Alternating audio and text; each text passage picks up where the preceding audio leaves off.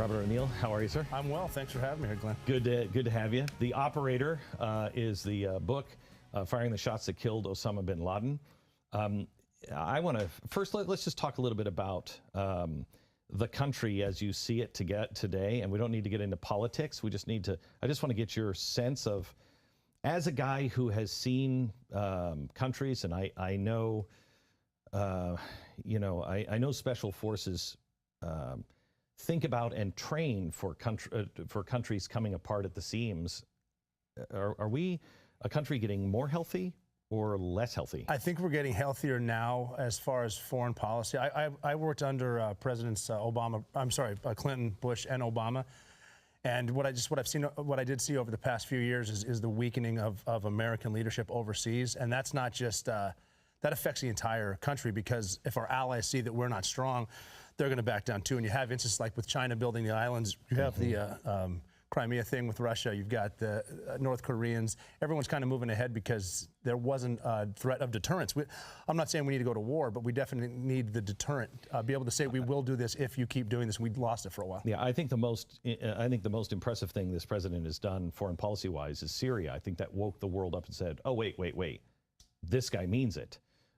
He's not going to just sit around, and we've restored a little bit of, I mean, I think the president of the United States always needs to be a best friend to everybody, unless you are on the wrong side. Well, yeah, and I think he's doing it the right way too. I mean, he's going to do something up front and then possibly negotiate in the back. Like the strikes in Syria weren't because we're going to invade you now. It's like, look, we got your attention. Now maybe we're going to do something about it. What should we do in North Korea?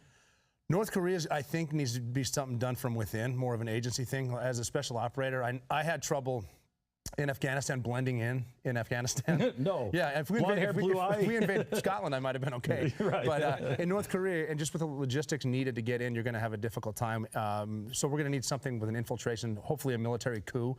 Because as the world gets smaller with the social media and the internet, the North Korean people are starting to realize, wait a minute, we've been lied to for generations. Yeah. With Kim Il-sung, Kim Jong-il, and then this guy, Kim Jong-un, believing they're gods and having the people believe they're gods.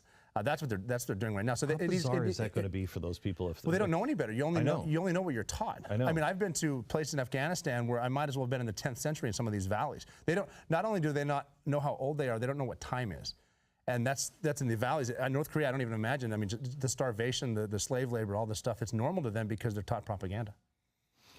What's the most concerning, geopolitically concerning thing to you right now? It's got to be with the North Korea with the nukes. If they get intercontinental ballistic missiles, that's a problem. If we go to war with them, if it comes down to we have to go in and try to take them out, what does Seoul look like day 2? I think Seoul's going to get hit, but hopefully with some of the new air defenses we have might work. But it's the whole thing. Well, what if they shoot a missile at you? We'll shoot it down. Okay, what if they shoot 10,000 missiles at you? Something's going to get through. That's a tough one too. And again, hopefully it doesn't come to a war in Korea. We've seen what happens before. I mean, thankfully our military is designed to fight big armies, and they'll do it really, really well. But now something needs to be with the sanctions imposed by China, because they're their biggest trade partner. But it needs to go further, because China won't enforce them. If we put sanctions on North Korea and someone's trading with them, then you need to put sanctions on those people that are not enforcing the sanctions. So hopefully it doesn't come to a war, but Kim Jong-un's not. Russia said summer before last that we're already in World War III. He said this to a group of European reporters. And he said, you guys have to convince your leadership.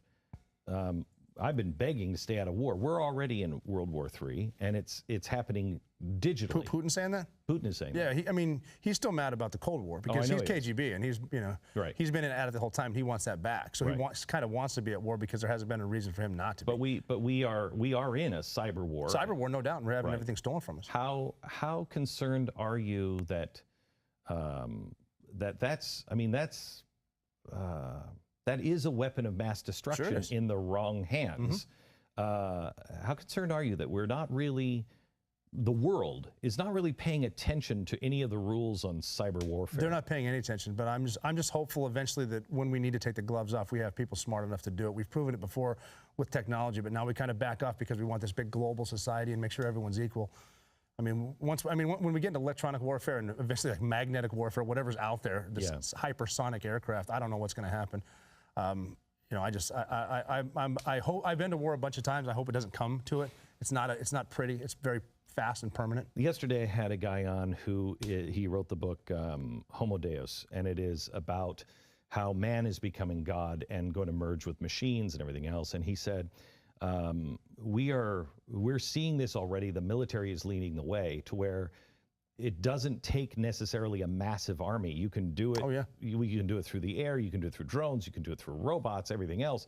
And he said, 20 years from now, Army will not be the same. You don't need all those bodies. No, you probably won't. Even I was reading an article on the way over here today that said the biggest problem with unmanned cars, driverless cars, is human drivers. Right. If there were no human drivers, it would be fine. There wouldn't be a problem. Right.